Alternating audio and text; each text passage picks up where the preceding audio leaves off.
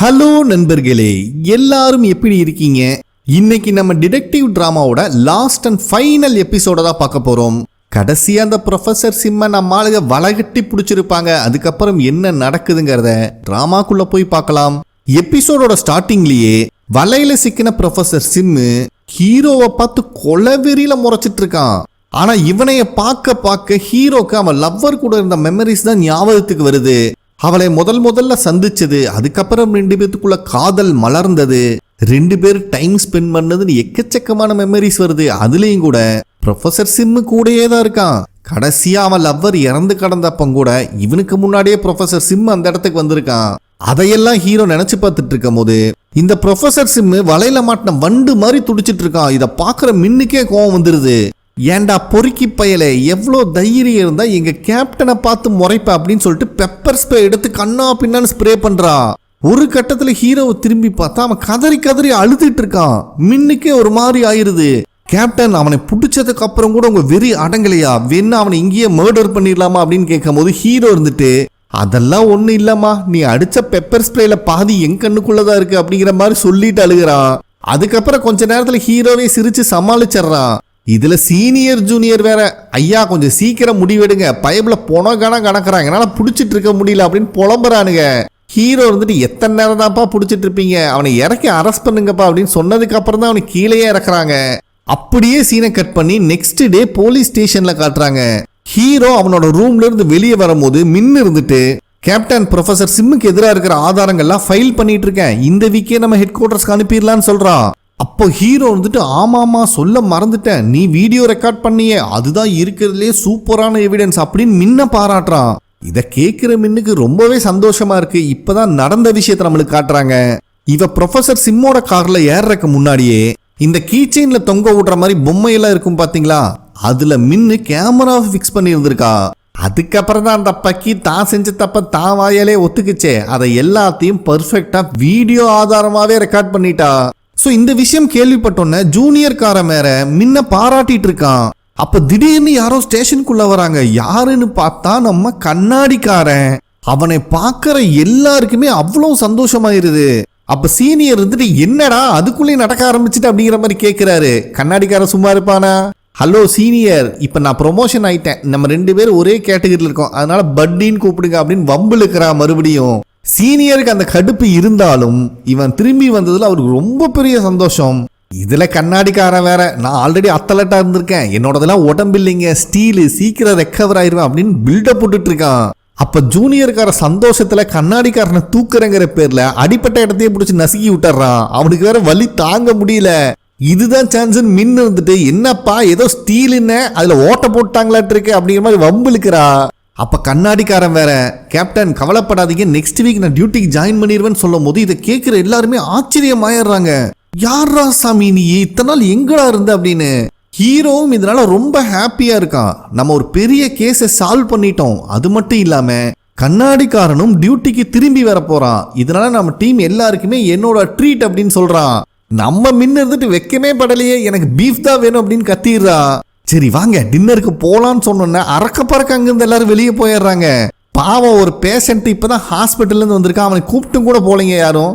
சரி நம்ம வேலை செஞ்ச இடத்த ஒரு டைம் பார்க்கலாம் அப்படிங்கிற மாதிரி தான் கண்ணாடிக்காரன் நினைக்கிறான். ஆனா இருந்தாலும் நம்மளை விட்டுட்டு இவங்க சாப்பிட்டுட்டானுங்கன்னா என்ன பண்றது அப்படின்ட்டு அடிப்பட்ட வலியையும் கூட பொறுத்துட்டு ஓடிட்டு இருக்காங்க கண்ணாடிக்காரன். அதுக்கப்புறம் எப்பவும் வர ரெஸ்டாரண்ட்டுக்கும் வந்துடுறாங்க. ஹீரோட ட்ரீட் தானே, அதனால மரண கட்டுறாங்க. அதுல ரெஸ்டாரண்ட் பாட்டிமா வேற, கண்ணாடிக்காரன் இப்பதான் ரெடி ஆகி வந்திருக்கான், அதனால அவன் மேல இருக்கிற அக்கறையில அவனுக்கு ஒரு ஸ்பெஷல் சூப்பை கொண்டு வந்து கொடுக்குறாங்க. டேய் இதை குடிச்சு பாரு, போனுக்கெல்லாம் ரொம்ப நல்லது, நீ சீக்கிரம் இன்னும் ரெடி ஆயிருவ அப்படின்னு சொல்றாங்க. இதை கேட்கிற அவனுக்கு ரொம்ப சந்தோஷமா இருக்கு. அதுக்கப்புறம் எல்லாரும் பேசிட்டு இருக்கும் போதுதான் ஜூனியர் காரன் இருந்துட்டு, அந்த ப்ரொஃபசர் சிம் இன்வெஸ்டிகேஷன்ல வாயே திறக்கலைங்க, அவன் பேசின ஒரே ஒரு வார்த்தை எனக்கு தண்ணி குடுன்னு மட்டும்தான் கேட்டான் அப்படிங்கறத சொல்றான். இப்பதான் ஹீரோக்கு இந்த விஷயம் தெரியுது. இதுல மின்னு வேற, ப்ரொஃபசர் சிம் மாதிரி ஆளுகள்லாம் சொசைட்டில ஒன்னா இருக்க கூடாது, அவனையெல்லாம் செப்பரேட் பண்ணி வச்சிடணும் அப்படின்னு சாபம் கொடுத்துட்டு இருக்கா. இதோட சும்மா இருந்திருக்கலாம், சீனியர் வாயை வச்சுட்டு சும்மா இல்லாம ஹீரோவை பார்த்து எத்தனையோ பேருக்கு எத்தனையோ ஃப்ரெண்ட்ஸ் இருக்காங்க, ஆனா நீ ஒரே ஒரு ஃப்ரெண்டை வச்சிருக்க பாத்தியா, எப்படியா தேடி கண்டுபிடிச்ச அப்படிங்கிற மாதிரி வாரி விட்டுறான் ஹீரோவை. இதுல என்னோட உள்ளுணர்வை வேற நீ குத்தம் சொல்ற, ஃபர்ஸ்ட் உன்னோட உள்ளுணர்வை நல்லா கேட்டுப்பாரு அப்படிங்கிற மாதிரி சொல்லும் போது எல்லாருக்கும் ஷாக் ஆகுது.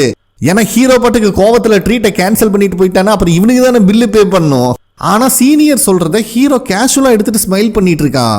அப்ப ஜூனியர்காரன் அவன் பங்குக்கு அவன் ஒண்ணு பேசணும்னு நினைச்சிட்டு அந்த ப்ரொஃபசர் சிம் ஒரு டேஸுங்க அப்படின்னு கெட்ட வார்த்தை போட்டு விட்டுறான். இதை கேட்கிற எல்லாரும் ஒரு நிமிஷம் ஷாக் ஆகுறாங்க. அப்புறம் ஹாப்பி மோடுக்கு வந்துடுறாங்க. பரவாயில்ல நம்ம பையன் தானே திட்டிக்கோ அப்படின்னு. அப்படியே எல்லாருமே ஹீரோ கொடுக்குற இந்த ட்ரீட்டை சந்தோஷமா என்ஜாய் பண்ணிட்டு இருக்காங்க. அங்க சீனை கட் பண்ணி நெக்ஸ்ட் டே ப்ரொஃபசர் சிம்மை பார்க்கறதுக்காக ஹீரோ வந்திருக்கான். அப்ப ப்ரொஃபசர் சிம் இருந்துட்டு அது எப்படா முன்ன நாங்க கூட்டு போவேன் நீ கெஸ் பண்ண அப்படின்னு கேட்கும்போது ஹீரோ இருந்துட்டு டே உனக்கு வேற இடம் கிடையாது, ஆன் ஸ்பாட்ல இன்னொரு லொகேஷன் செலக்ட் பண்ற அளவுக்கு நீ பெரிய பிரில்லியன்ட்லாம் கிடையாது. இன்னொரு விஷயம் என்னன்னா அந்த மலை மேல ஆல்ரெடி மர்டர் நடந்திருக்கு, இன்வெஸ்டிகேஷன் வேற போயிட்டு இருக்கு, அதனால அந்த இடத்துக்கு யாரும் வரக்கு வாய்ப்பு இல்லை, அதனால நீ அதை தான் செலக்ட் பண்ணுவேன்னு நான் கெஸ் பண்ண அப்படின்னு சொல்றான். இதை கேட்கிற ப்ரொஃபசர் சிம்மே இம்ப்ரெஸ் ஆயிடுறான். அப்ப ஹீரோ வந்துட்டு நீ ஏன்டா இப்படி பண்ணன அப்படின்னு கேட்கும்போது ப்ரொஃபசர் சிம் பிளாஷ்பேக்கை சொல்ல ஆரம்பிக்கிறான். அதுல ப்ரொஃபசர் சிம் தான் ஹீரோவோட லவ்வர் இருக்கிற பிளேஸுக்கு போயிருக்கான். அந்த பொண்ணு பாவம் ஹீரோ தான் வந்திருக்கான்னு சந்தோஷமா கதவை திறந்தா அந்த இடத்துல நிக்கிறது ப்ரொஃபசர் சிம். ஏன்னா அந்த சமயத்துல தான் ஹீரோ செமினார்னு சொல்லிட்டு வெளியே போயிருந்திருக்கான். பயபுல தெரிஞ்சுதான் வந்திருக்கான். அப்ப ப்ரொஃபசர் சிம்மோட மைண்ட் வாய்ஸ்ல டே லைஃப்ல என்னை விட எல்லாமே உனக்கு பெஸ்டாவும் பெட்டராவும் கிடைச்சிருக்கு, அது எனக்கு சுத்தமா பிடிக்கல, அதனால உங்ககிட்ட இருந்து ஏதோ ஒன்னு எடுக்கணும் அப்படின்னு நான் நினைச்சேன். எதை நீ உலகமா உயிரா நினைக்கிறியோ அதை எடுக்கணும் டிசைட் பண்ணனேன், அதனாலதான் உன் லவ்வரை தூக்கணும் அப்படிங்கிற விஷயத்த ரொம்ப அசால்ட்டா சொல்றான். சிம் இந்த விஷயத்த சொல்லும் போதே ஹீரோவோட லவ்வருக்கு அவன் இன்ஜெக்ஷன் போட்டது, அவ பேரலைஸ் ஆகி கீழே விழுந்தது, அதுக்கப்புறம் பைபிள்ல வேற எவிடன்ஸ் இருக்குமான்னு தேடிட்டு இருக்கும் போதே கொஞ்சம் கான்சியஸ்ல இருக்கிற ஹீரோவோட லவ்வருக்கு புரிஞ்சிருது.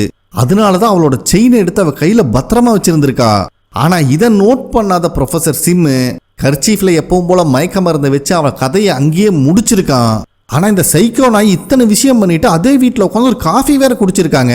அப்ப ப்ரொஃபசர் சிம் இருந்துட்டு நான் அவளை கொலை பண்ணதுக்கு மெயின் ரீசனே நீ மனசளவுல உடஞ்சு போவ, உனக்கு கிடைக்க வேண்டிய ப்ரொஃபசர் ஜாபு எனக்கு கிடைக்கும்னு நினைச்சேன், அதே மாதிரிதான் எனக்கு கிடைச்சது, இப்ப நான் ஹெட் குவார்டர்ஸ்ல ப்ரொஃபசரா இருக்கேன் அப்படிங்கிற மாதிரி சொல்லிட்டு இருக்கான். அந்த சமயத்துல தான் ஹீரோவோட லவ்வர் கையில இருக்கிற பிரேஸ்லெட்டையும் அவன் ஞாபகார்த்தமா எடுத்து வச்சிருந்திருக்கான். ஆனா இன்னொரு கையில அவன் பத்திரமா எடுத்து வச்ச செயின் அவன் நோட் பண்ணவே இல்லை. அதுக்கப்புறம் கொரியாவுக்கு வந்ததுக்கு அப்புறம் ஒரு நாள் ஹீரோவை மீட் பண்ணும் போதுதான் அவன் டையிங் மெசேஜ் ஒன்று விட்டுட்டு போயிருக்கா அப்படிங்கிற விஷயத்தை ஹீரோ சொல்லியிருப்பான். அது என்னன்னு கேட்கும் போது ஃப்ரெண்ட் அப்படிங்கிற வார்த்தையை மட்டும் ஹீரோ மென்ஷன் பண்ணி இருந்திருக்கான்.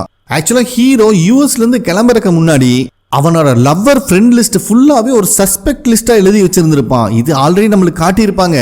ஆனா அதுல கடைசியா ஹானோட பேர் இருக்கு, அது பக்கத்துல ஒரு எம்டி காலம் இருந்திருக்கும். அந்த இடத்துல ஹீரோ ப்ரொஃபசர் சிம்மோட போட்டோவை ஒட்டி வச்சுட்டு தான் என்னைய வைலண்ட் டீமுக்கு அசைன் பண்ணுங்கடா நான் வந்துட்டே இருக்கேன் அப்படின்னு சொல்லிட்டு தான் கிளம்பி இருப்பான். சோ ஹீரோக்கு அப்ப இருந்த ப்ரொஃபசர் சிம் மேல டவுட் இருந்திருக்கு. சோ ஹீரோ ஃப்ரெண்டுன்னு ஒரு டையிங் மெசேஜ் அவ வச்சுட்டு போயிருக்கான்னு சொல்லிட்டு அந்த இடத்துல இருந்து கிளம்புனதுக்கு அப்புறம் தான் இதை இப்படியே விட்டா நம்ம மேல சந்தேகம் வந்துடும், இதுக்கு வேற ஏதாவது வழி பண்ணணும் ப்ரொஃபசர் சிம் யோசிச்சு ஒரு பெரிய சஸ்பெக்ட் லிஸ்டையே பைபிள ரெடி பண்ணியிருக்கான். அதுக்கப்புறம் தான் அந்த ஆர்ட் ஸ்கூல் பொண்ணை செலக்ட் பண்ணி அவளையும் இதே மெத்தட்ல துடிக்க கொண்டிருக்கான். ஏன்னா அப்பதான் அந்த கில்லர் இன்னும் இங்கதான் இருக்காங்கிற பயம் ஹீரோக்கு வரும் அப்படிங்கறத நினைச்சு ஹானோட வீட்டுக்குள்ள திருட்டுத்தனமா என்ட்ராயி அவன் ஷூவை ஆட்டைய போட்டு அதை யூஸ் பண்ணி தான் இந்த மர்டர் பண்ண பொண்ணை மலை மேல தூக்கிட்டு போய் போட்டிருந்திருக்கான். ஏன்னா அப்பதான் ஹீரோவோட சந்தேகம் ஹான் மேல இன்னும் அதிகமாகும் அப்படின்னு இவன் நினைச்சிருந்திருக்கான். ஆக்சுவலா அதுக்கப்புறம் தான் கமிஷனர் இவங்க ரெண்டு பேர்த்தையுமே உட்கார வச்சு கூப்பிட்டு பேசியிருப்பாரு. ஏன்னா இறந்து போன பொண்ணோட பாடி 2 ஜூரிஸ்டிக்ஷனுக்கு சென்டர்ல கிடைச்சிருந்திருக்கும், அதனால 2 பேரும் சேர்ந்து தான் இந்த கேஸை சால்வ் பண்ணணும்னு சொல்லியிருப்பாரு. ஸோ இப்படி பண்ணணும்னா எதுவுமே ப்ரொஃபசர் சிம்மோட கண்ட்ரோல்ல இருந்து வெளியே போகாது, இவனை மானிட்டர் பண்ணிட்டே இருக்கலாங்கிறதா ப்ரொஃபசர் சிம்மோட பிளானா இருந்திருக்கு. இவ்வளவு விஷயமும் பர்ஃபெக்டா பண்ண அப்புறம் எப்படா நீ கண்டுபிடிச்ச அப்படிங்கிற மாதிரி கேட்ட ப்ரொஃபசர் சிம்மு ஓ ஒருவேளை கண்ணாடிக்காரனை நான் போட்டு தள்ளத விஷயமா இருக்குமோன்னு சொல்லும் போது தான் காட்டுறாங்க. கண்ணாடிக்காரன் அந்த கோயிலில் கிடைச்ச சிசிடிவி ஃபுட்டேஜில் ப்ரொஃபசர் சிம்மோட காரை ஐடென்டிஃபை பண்ணியிருப்பான். அதனால ப்ரொஃபசர் சிம்முக்கும் கால் பண்ணி இதை பற்றி கேட்கும்போது நான் பக்கத்தில் தான் இருக்கேன், இருங்க நேரில் வந்து பேசுகிறேன் அப்படின்னு சொல்லிட்டு நேர்லையும் வந்திருக்கான். சரி வாங்க நான் இங்கே ஏன் வந்தேங்கிறத அந்த மர்டர் நடந்த ஸ்பாட்லேயே உங்களுக்கு காட்டுறேன்னு சொல்லி கூப்பிட்டு போனவன் கண்ணாடிக்காரன் ஏமாந்த நேரத்தில் தான் அவனை சொருகி இருக்கான் அவன் கதையை முடிக்கிறதுக்காக. சரி விடு, உன் லவ்வர் மாதிரியே இவனும் சாகும் போது ஏதாவது உனக்கு மெசேஜை கொடுத்துட்டு போயிருப்பான் அதானே அப்படின்னு சொல்லும் போது ஹீரோ சிரிக்கிறான். தம்பி உனக்கு ஒரு விஷயம் தெரியுமா, சின்ன வயசுலேருந்தே நான் சைக்காட்ரிக் ட்ரீட்மெண்ட் எடுத்துட்டு இருக்கேன். ஸோ நீ என்னதான் பண்ணனாலும் அதிகபட்சம் 5 வருஷம், அதுக்கப்புறம் நான் வெளியே வரதான் போறேன். பேலன்ஸை நான் வெளியே வந்து பாத்துக்கிறேன்னு ஹீரோவையே மிரட்டுறான்.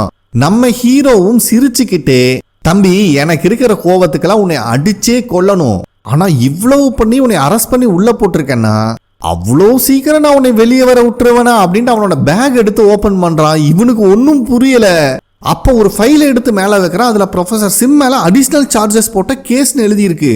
இவனுக்கு சுத்தமா புரியல என்னடா விஷயம் கேட்கும்போது, தம்பி ஒரு டைம் பேசும்போது நீயே லூஸ்டா கூட்ட, நிறைய பழைய கேஸ்ல இந்த கில்லரோட பேட்டர்ன் தெரியுது அப்படின்னு. அது கில்லர் வேற ஆளா இருக்கணும்னு நான் நினைக்கிறதுக்காக நீ சொன்ன, ஆனா இருந்தாலும் அதை ஒரு பாயிண்டா பிடிச்சுதான் இத்தனை கேஸ் உண்மையில நான் போட்டு வச்சிருக்கேன். இது எல்லாமே நான் சந்தேகப்படுற கேஸ் மட்டும்தான். இன்னும் ஒவ்வொரு கேஸா நான் இன்வெஸ்டிகேட் வேற பண்ண சொல்லியிருக்கேன்டா. அதனால 5 வருஷத்துல வெளியே வந்துடலாம், 50 வருஷத்துல வெளியே வந்துடலாம் நினைக்காத. 7 ஜென்மம் எடுத்தாலும் நீ அதுக்குள்ளேயே பிறந்து அதுக்குள்ளேயே சாக வேண்டியதுதான் அப்படிங்கிற மாதிரி சொன்னா உடனே ப்ரொஃபசர் சிம்மோட ஃபேஸே மாறுது. அப்ப ஹீரோவும் அங்கிருந்து கிளம்பும் போது ப்ரொஃபசர் சிம் இருந்துட்டு கடைசியா ஒரே ஒரு கொஸ்டின் கேட்கிறேன், இந்த விஷயத்துல என் மேல எப்படா சந்தேகப்பட ஆரம்பிச்சேன்னு கேட்கும்போது, டே முதல்ல இருந்தே நீ சந்தேக லிஸ்ட்ல தான் இருக்க, என் ஆள் தான் ஃப்ரெண்ட் அப்படிங்கிற டையிங் மெசேஜை விட்டுட்டு போயிருக்காளே, எனக்குன்னு இருந்த ஒரே ஃப்ரெண்ட் நீ தான்டா அப்படின்னு சொல்றான். இதை கேட்டு ஃபீல் பண்ணுவான்னு பார்த்தா நக்கலா சிரிச்சுக்கிட்டே, இப்போ உனக்குன்னு இருக்கிற ஒரே ஒரு ஃப்ரெண்டை இலக்க பாக்குறியா அப்படின்னு கேட்கறான். சென்டிமெண்டா பேசுறானாமா. அப்போ ஹீரோ இருந்துட்டு கவலைப்படாதரா, நான் உனக்கு தான் தேங்க்ஸ் சொல்லி ஆகணும், ஒருத்தனை இழந்தாலும் எனக்கு சிங்கக்குட்டி மாதிரி 4 ஃப்ரெண்ட்ஸ் கிடைச்சிருக்காங்க, அதுக்கு நான் உனக்கு தான் தேங்க்ஸ் சொல்லி ஆகணும் அப்படிங்கிற மாதிரி சொல்லிட்டு ஹீரோ பாட்டுக்கு அங்கிருந்து விறுவிறுன்னு கிளம்பிடுறான். ஆனா இந்த எந்த இடத்துலயுமே ஹீரோ ப்ரொஃபசர் சிம்மோட பேரையும் கூட சொல்லி கூப்பிட்டு இருக்க மாட்டான். இது நான் ஆல்ரெடி உங்ககிட்ட சொன்ன விஷயம்தான். நீ எதிரியும் கூட நம்பு, கூட இருந்து துரோகம் பண்ற பத்தியா, அவனை நம்பவே நம்பாத. அதனாலதான் துரோகம் பண்ண ஃப்ரெண்டோட பேரையும் கூட ஹீரோ எந்த இடத்துலயுமே அவன் வாயால சொல்லவே இல்லைங்க. அப்படியே சீனை கட் பண்ணி நெக்ஸ்ட் ஒரு அவார்டு ஃபங்க்ஷனெல்லாம் காட்டுறாங்க. ஆக்சுவலா இவ்வளோ பெரிய கேஸை சால்வ் பண்ணதுக்காக நம்ம டீமை பாராட்டி கமிஷனரே ஒவ்வொருத்தருக்கும் அவார்டு கொடுக்கறாரு. நம்ம ஆளுகளும் அதை பெருமையா வாங்கிக்கிறாங்க. அதுக்கப்புறம் எல்லாரும் அங்கிருந்து கிளம்பும் போது கமிஷனர் ஒரு கவரை ஹீரோட்ட கொடுக்கறாரு. என்னன்னு பார்த்தா உள்ள நிறைய பணம் இருக்கு. டே சூப்பரா கேஸை சால்வ் பண்ணிருக்கீங்க, இது என்னோட ட்ரீட், நீங்க எல்லாம் சந்தோஷமா இருங்கன்னு சொல்லிட்டு, இன்னும் உன்னோட டீமுக்கு நியூஸை சொல்லியான்னு கேட்கும் போது டைம் பார்த்து சொல்லிக்கிறேன் அப்படின்னு ஹீரோ சொல்றான். இது என்ன விஷயம் தெரியல. அதுக்கப்புறம் கமிஷனர் கொடுத்த காசுல ஜாலியா ரெஸ்டாரண்ட்ல வெட்டுன்னு வெட்டிட்டு இருக்காங்க. அப்ப ஹீரோக்கு ஒரு மெசேஜ் வருது. என்னன்னு பார்த்தா அந்த கோல்டன் புத்தா ஸ்டாச்சு இருக்கிற இடம் தெரிஞ்சிருச்சு அப்படின்னு வந்திருக்கு. ஆக்சுவலா டிராமாவோட ஓப்பனிங்லயே இந்த கோல்டன் புத்தா ஸ்டாச்சுவை பிடிக்கிற அப்பாயின்மெண்ட்ல தான் இந்த டீமையே காட்டியிருப்பாங்க. சொதப்புன்னு சொதப்பி வச்சிருப்பானுங்க நம்ம ஆளுங்க. இப்ப அந்த கோல்டன் புத்தா ஸ்டாச்சு இருக்கிற இடம் தெரிஞ்சனால எல்லாம் அங்கிருந்து அறக்க பறக்க கிளம்பி வராங்க. இப்பவும் அதே மாதிரி ஒரு பார்க்கு தான், கப்பல் மாதிரியே கண்ணாடிக்காரனும் மின்னும் இருக்காங்க. எப்பவும் போல சீனியர் அங்க இருக்கிற பெருசுக கூட சேர்ந்து கேம் விளையாண்டு இருக்காரு. சோ அந்த ஸ்டாச்சுவை கொண்டு வர ப்ளூ கலர் ஹுட்டிஸ் போட்டவன ஜூனியர்காரன் ஃபாலோ பண்ணிட்டு வரான். அப்ப சீனியர் இருந்துட்டு, டே இவ்வளோ க்ளோஸா ஃபாலோ பண்ணாதரா, கொஞ்சம் கேப் விடுறான்னு சொன்ன பாவத்துக்கு கொஞ்சம் கொஞ்சமா பேக்ல வரான். அப்ப அந்த இடத்துல நிறைய பேர் கண்ணா பின்னான்னு ஓடி போறாங்க. இதனால ஜூனியர்காரன் அங்கேயே கீழே விழுந்துடுறான். சீனியருக்கெல்லாம் செம்ம கோவம் வருது. ஏதாவது ஒரு விஷயம் கரெக்டா பண்றானான்னு பாரு அப்படின்னு எல்லாத்தையும் திட்டிட்டு இருக்காரு. ஜூனியர்காரனும் இவங்கெல்லாம் ஓடி போனதுக்கு அப்புறம் நிமிந்து பாக்குறான். அந்த ப்ளூ கலர் ஹுட்டிஸ் போட்டவன அங்க காணோம். சார் நான் அவனை மிஸ் பண்ணிட்டேன்னு நினைக்கிறேன் அப்படின்னு எல்லாத்துக்கிட்டையும் இன்ஃபர்மேஷன் கொடுத்துட்டு இருக்கும் போது, டே உன் பின்னாடி தான்டா இருக்கான், ஃபர்ஸ்ட் காதுல இருந்து கையிடுறான்னு சொல்றாங்க. பட் அதுக்குள்ளேயும் அந்த ஹுட்டிஸ் போட்டவன் ஜூனியரா பாத்துறான். 2 பேர் நீயான்னு பாத்துட்டு இருக்கானுங்க. இதுல கேவலமான ஸ்மைல் வேற ஒண்ணு பண்றான் அவனை பார்த்து. இதனால அந்த ஹுட்டிஸ் போட்டவன் தலதறிக்க ஓடுறான் அங்க இருந்து. ஜூனியர் காரனும் அவனை துரத்தி பிடிக்கலான்னு பாக்குறான். ஆனா ஓடி போன கும்பல் மறுபடியும் ரிட்டர்ன் வந்தனால இவன் அதுலயே மிங்கிள் ஆயிடுறான். இதுக்கு மேல இவன் நம்மனா சரிப்பட்டு வராது, சிங்கம் களத்துல இறங்க வேண்டிய நேரம் வந்துருச்சுன்னு சீனியர் எந்திரிக்கிறாரு. ஆனா அங்க இருக்கிற பெருசுகள்லாம் கேம் முடிச்சுட்டு போக கூடாதுன்னு சீனியர் உட்கார வச்சிடறாங்க. சரி கண்ணாடிக்காரனும் மின்னுமாவது ஓடி போய் பிடிப்பாங்கன்னு பார்த்தா இதுக்கு மாறி ஓடிட்டு இருக்குதுங்க. கடைசி அங்கிருந்து வெளியே வரலான்னு பார்த்தா பெரிய கும்பலே ஸ்டெப்ஸ்ல ஏறிட்டு இருக்கு. இவங்களுக்கு வரக்கு வழியே இல்ல. அதனால சீனியர் இருந்துட்டு அங்க இருக்கிற பெருசுகிட்ட, நான் தோத்துட்டேன், இந்தாங்க காசை வச்சுக்கோங்க அப்படிங்கிற மாதிரி கொடுத்துட்டு ஓடிடுறாரு. அந்த பெருசுகளும் ஏதோ விளையாண்டு ஜெயிச்ச மாதிரி அந்த காசை அவ்வளோ பெருமையா வாங்கி கொண்டாடிட்டு இருக்காங்க. இவங்களும் எல்லாம் ஸ்ப்ரெட் ஆகி ஒவ்வொரு டைரக்ஷன்ல தேடுறாங்க. அப்ப அங்க ரோப் கார்ல ஏறக்கு நிறைய கூட்டம் நின்றுட்டு இருக்கு. அதுல ஒய்லட் கலர் ஹுட்டிஸ் போட்டவன் நின்றுட்டு இருக்கிறத கண்ணாடிக்காரனும் மின்னும் பாத்துறாங்க. எப்படியே அவங்க ஐடி கார்டெல்லாம் வச்சு கொஞ்சம் வழி விடுங்க அப்படின்னு தள்ளிட்டு முன்னாடி வந்துடுறாங்க. அதுக்குள்ளேயும் அவன் அந்த ரோப் கார்க்குள்ள ஏறிடுறான். அதனால இவங்களும் பின்னாடியே ஏறிடுறாங்க. அவனை திருப்பி பார்த்தாதான் தெரியுது இது வேற ஆளாட்டு இருக்கு. சரி இதுல இருந்து வெளியே வரலான்னு பார்த்தா திபுன்னு ஆளுகளை உள்ள வர ஆரம்பிச்சாங்க. இவங்களால வெளியே வரவே முடியல. அதுக்குள்ளேயே அங்க இருக்கிற லேடி வேற டோரை லாக் பண்ணிடுது. அதான் நாங்க ரோப் கார்ல போறக்கு வரல, தயவு செஞ்சு என்னை வெளியே விடுன்னு ஆக்ஷன்ல கேட்கறா. ஆனா இவங்க 2 பேரும் பாய் சொல்றாங்கன்னு நினைச்சு அந்த லேடி பாய் சொல்லி வழி அனுப்பி வச்சிட்டு இருக்கு.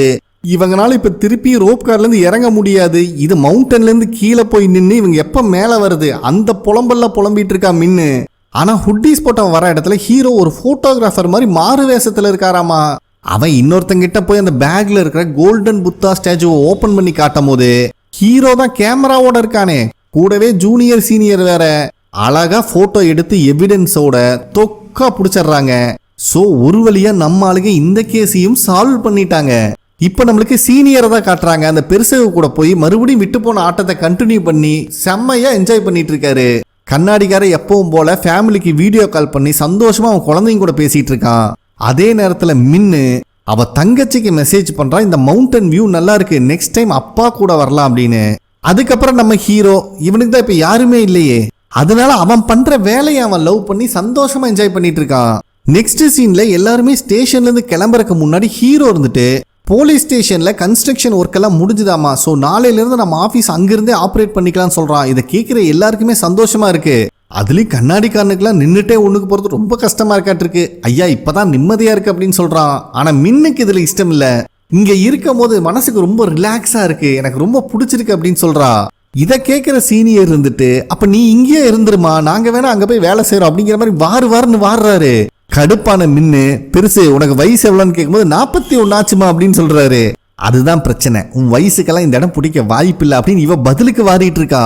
அப்ப ஹீரோ வந்துட்டு இன்னொரு முக்கியமான விஷயத்த சொல்லணும், என்னை ஹெட் குவார்டர்ஸ்க்கு டிரான்ஸ்ஃபர் பண்ணிட்டாங்க, ஸோ நாளையில இருந்து நான் ஹெட் குவார்டர்ஸ் தான் ஒர்க் பண்ண போறேன் அப்படிங்கிற விஷயத்த சொல்றான். இதை கேட்கிற எல்லாத்துக்கும் செம்ம ஷாக் ஆகுது. ஏங்க கேப்டன் இதை கிட்ட முதல்லயே சொல்லியிருக்கலாம்ல, உங்களுக்கு ஏதாவது நாங்க சர்ப்ரைஸா ப்ரிப்பேர் பண்ணிருப்போம்ல அப்படிங்கிற மாதிரி எல்லாரும் சொல்லி ஃபீல் பண்றாங்க. ஆனா ஹீரோ எதுவுமே பேசாம அவனோட ரூம்க்கு வந்து அவன் திங்ஸ் எல்லாம் பேக் பண்ண ஆரம்பிச்சிடறான். அப்ப அங்க வர மின்னு கடைசியா அவங்க ஒரு குரூப் போட்டோ எடுத்திருப்பாங்க, அதை ஹீரோக்கு பிரசன்ட் பண்றா. ஹீரோவும் சந்தோஷமா அதை வாங்கிக்கிறான். ஆக்சுவலா அந்த குரூப் போட்டோல ஹீரோ ஃபேஸை காட்டியிருக்க மாட்டான், அதனால இவன் இப்ப இவனோட ஃபேஸை காட்டி வேணும்ட்டு முன்ன வெறுப்பேத்துற மாதிரி பண்றான். ஆனா அவளுக்கு சிரிப்பு தான் வருது. அதுக்கப்புறம் ஹீரோ அவனோட ரூம்ல இருந்து வெளியே வந்தா இந்த 4 பேர் 3/4 கிலோ சோகத்தை மூஞ்சில வச்ச மாதிரியே உட்காந்துருக்காங்க. என்னடா விஷயம் விசாரிக்கும் போது நீங்க எங்களுக்கு சென்ட் ஆஃப் பார்ட்டியே கொடுக்கலையே அப்படிங்கிற மாதிரி கேக்குறாங்க. இதுல சீனியர் வேற அட்லீஸ்ட் ஒரு ட்ரிங்காவது வாங்கி கொடுங்க அப்படின்னு கேட்டவரு, ஒன்னெல்லாம் பத்தாதுங்க 2 வேண்டாம் 3 வாங்கி கொடுங்க அப்படின்னு வம்பிழுத்துட்டு இருக்காரு. ஹீரோவும் ட்ரீட் கொடுக்கறதுக்கு ஒத்துக்கிறான். அதனால எல்லாருமே ஆரவாரமா அங்கிருந்து கிளம்பிடுறாங்க. ஹீரோக்கு இந்த இடத்த விட்டு கிளம்புறதுல மனசே இல்லை, ஏன்னா இந்த டீம் அவனுக்கு ரொம்பவே பிடிச்சு போயிருச்சு. அப்படியே சீனை கட் பண்ணி 1 வருஷம் கழிச்சு காட்டுறாங்க. இப்ப ஹீரோ பினான்சியல் இன்வெஸ்டிகேஷன் டீமோட ஹெட்டா இருக்கான். அப்ப ஹீரோ வந்துட்டு அவனோட புது டீம் மெம்பர்ஸ் கிட்ட எனக்கு கமிஷனர் கூட ஒரு மீட்டிங் இருக்கு, நீங்க எல்லாரும் உங்க வேலையை முடிச்சுட்டு கிளம்பிக்கோங்க அப்படின்னு சொல்லிட்டு அங்கிருந்து போயிடுறான். அப்ப அவனோட புது டீம் மெம்பர்ஸ் எல்லாம் 1 வருஷமா நம்ம கேப்டன் கிட்ட ட்ரீட் கேட்டுட்டு இருக்கோம், கொடுக்கவே மாட்டேங்கிறார் அப்படின்னு ஒருத்தன் புலம்புறான். அப்ப அங்க இருக்கிற ஒரு லேடி இருந்துட்டு அவர் பெரிய ஒர்க்காலிக்கா இருப்பாருன்னு நினைக்கிறேன், ரோபோ மாதிரியே நடந்துட்டு இருக்காரு, அவருக்கு எந்த ஃபீலிங்ஸ் இல்லையாட்டு இருக்கு அப்படிங்கிற மாதிரி அவங்களுக்குள்ளேயே பேசிட்டு சரி வாங்க நம்மளாவது போய் சாப்பிடுவோம் அப்படின்னு அங்கிருந்து கிளம்புறாங்க. இப்பதான் ஹீரோவோட டேபிளை நம்மளுக்கு ஜூம் பண்றாங்க. ஆக்சுவலா ஹீரோ அவனோட வைலண்ட் டீம் கூட எடுத்த போட்டோவை தான் அங்க வச்சிருக்கான். பயபுல இப்ப வரைக்கும் ஃப்ரெண்ட்ஸாவும் டீமாவும் இவங்களே மட்டும் தான் நினைச்சிட்டு இருக்கானாட்டு இருக்கு. அதுக்கப்புறம் கமிஷனரையும் மீட் பண்றான். அப்ப கமிஷனர் உனக்கு ஒரு புது அசைன்மெண்ட் இருக்கு அப்படின்னு சொல்றாரு. சார் நீங்க சொன்னனாலதான் இஷ்டம் இல்லைனாலும் ஹெட் குவார்டர்ஸ்க்கு டிரான்ஸ்ஃபர் வாங்கிட்டு வந்திருக்கேன், இப்ப எதுக்கு தேவையில்லாம புது அசைன்மெண்ட்னு கேக்குறான். டே அது நான் பண்ணலடா, ஹெச்ஆர் எடுத்த டிசிஷன். சரி நான் சொல்றத கேளு, இப்ப இருக்கிற டீமை விட்டுரு, இந்தா இதுல சில ஆபீசர்ஸ் டீடைல்ஸ் எல்லாம் இருக்கு, புதுசா பக்காவா ஒரு டீம் ரெடி பண்ணு, ஏன்னா இது டாப் ப்ரியாரிட்டி கேஸ், உனக்கு என்ன ஹெல்ப் வேணாலும் நான் பண்றேன், எங்க ஸ்டேஷன் வேணும்னு சொல்ல அங்கேயே வச்சு கொடுக்குறேன் அப்படிங்கிற மாதிரி சொல்றாரு. நம்ம ஹீரோ அந்த போலீஸ் ஆபீசர் ஃபைல் எல்லாம் தூக்கி ஓரமா வச்சுட்டு உங்களுக்கு துடிப்பான ஆபீசர்ஸ் வேணும் அவ்வளவுதானே, எங்கிட்ட 4 சிங்கக்குட்டிங்க இருக்காங்க, எதுக்குமே அஞ்சாதவனுங்க அசராதவனுங்க, எனக்கு அந்த டீம் தான் வேணும் அப்படிங்கிற மாதிரி சொல்லி சிரிக்கிறான். இப்பதான் நம்மளுக்கு வைலண்ட் கிரைம் யூனிட்டை காட்டுறாங்க. நம்ம ஆளுங்க இன்னும் அதே கிண்டர் கார்டன் ஸ்கூல்ல இருக்கிற ஒரு டேபிள்ல தான், ஆனா பரபரப்பா உட்காந்துருக்காங்க. இதுல ஜூனியர்காரன் வேற தூங்கி வெளிஞ்சிட்டு இருக்கான். கண்ணாடிக்காரன்லாம் நான் எப்படி லெக்சர் எடுக்க போறேன்னு தெரியலன்னு புலம்பிட்டு இருக்கான். அப்ப கரெக்டா அங்க ஒரு டீச்சர் வந்து நீங்க உள்ள வரலான்னு கூப்பிட்டோன்னே எல்லாத்துக்கும் வயிறு கலக்க ஆரம்பிச்சிருது. இருந்தாலும் அடிச்சு புடிச்சிட்டு உள்ள வரங்க பேர்ல தடுக்கி உளுந்து வாரி எந்திரிச்சிட்டு வரானுங்க. ஸ்கூல்ல இருக்கிற ஸ்டூடெண்ட்ஸ்க்கெல்லாம் போலீஸ் ஆபீசரை பார்த்ததுல சந்தோஷம், ஆனா அங்க இருக்கிற ஒரு பொண்ணு மட்டும் ஹாப்பியாவே இல்ல. இதுல டாங்கோங்கிற அந்த பையன் வேற இருக்கான். ஏன்னா இவங்க ஸ்டேஷன் இங்க நடந்துட்டு இருக்கும்போது இந்த பையன் தான் வந்து தொல்லை பண்ணிட்டு இருந்திருப்பான். சோ அங்க இருக்கிற டீச்சரும் காவல்துறை உங்கள் நண்பன், உங்களுக்காக தான் அவங்க இருக்காங்க, உங்களுக்கு ஒரு உதவின்னு கேட்டா என்ன வேணா செய்வாங்க அப்படின்னு ரொம்ப பெருமையா பேசுறாங்க.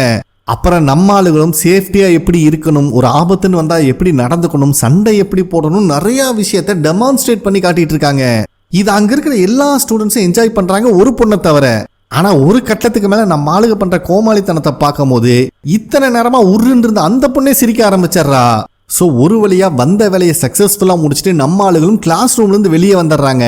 அப்புறம் இவங்களுக்குள்ளேயே மாத்தி மாத்தி பெருமையா பேசிட்டு இருக்கும் போது அங்க இருக்கிற மின்னோட போனு ரிங் ஆகிட்டு இருக்கு. அதை யாருமே இந்த லூசு பசங்க நோட் பண்ணவே இல்லை. ஆக்சுவலா இவங்களுக்கு கால் பண்ணிட்டு இருக்கிறதே நம்ம ஹீரோ தான். சோ மறுபடியும் புது அசைன்மெண்ட்டுக்காக இந்த டீமை ஹீரோ ஃபார்ம் பண்ண போறான். இவங்களுடைய வேட்டை மறுபடியும் தொடரும் அப்படிங்கறத காட்டி மொத்த டிராமாவையும் கம்ப்ளீட் பண்றாங்க. இப்ப வரைக்கும் சீசன் 2 பத்தி எந்த அப்டேட்டும் இல்ல. ரிலீஸ் ஆச்சுன்னா கண்டிப்பா அதையும் பண்ணலாம். ஓகே ஃப்ரெண்ட்ஸ், கண்டிப்பா உங்களுக்கு பிடிச்சிருக்கும் நம்புறேன். நெக்ஸ்ட் ஒரு நல்ல டிராமால மீட் பண்ணலாம். நன்றி.